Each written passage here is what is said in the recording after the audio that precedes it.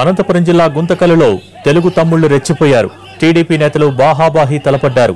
TDP సమన్వయ committee సమావేశంలో మండల నేతలు దాడికి దిగారు.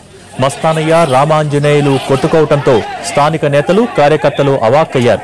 చెప్పులు తీసి మరీ కొట్టుకుంటున్న నేతల్ని ఇరు వర్గాల కార్యకర్తలు అడ్డుకోవడంతో గొడవ సద్దుమణిగింది.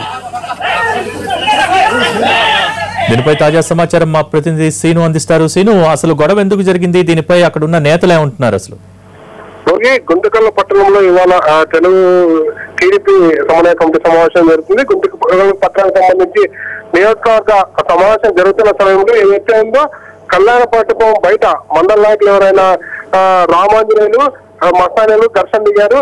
మస్తానయ్య గతంలో కాంగ్రెస్, వైకాపా పార్టీలు మారి తర్వాత టీడీపీకి రావడం జరిగింది. ఇదే సమయంలో రామాంజనేయులు మస్తానయ్యను సమావేశానికి ఎందుకు వస్తామని ప్రశ్నించారు. ఇదే సమయంలో ఇద్దరి మధ్య తీవ్ర వాగ్వాదం చోటు చేస్తుంది.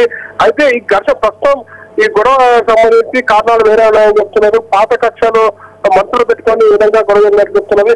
ఏదైనప్పటికీ టీడీపీ సమావేశం జరుగుతున్న సమయంలో ఈ రామాంజనేయులు, మస్తానయ్యలు ఇద్దరు పరస్పరం చెప్పులతో దాడి చేసుకోవడంతో ఒక్కసారిగా అక్కడ కార్యకర్తలు అవాక్కయ్యారు. వాళ్ళని విడిపించే ప్రయత్నం చేశారు.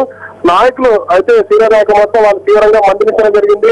పాత కక్షలు పెట్టుకొని సమావేశం దగ్గర గొడవ పెట్టుకోవడం ఏంటని వారిపై తీవ్ర స్థాయిలో మంది వస్తుంది. వీరిపైన క్రమశిక్షణ చర్యలు కూడా తీసుకుంటామని స్థానికంగా నాయకులు చెప్తున్నారు. భోగి పూర్తిగా టీడీపీ నియోజకవర్గ సమావేశానికి సంబంధం లేకుండా బయట కక్షలు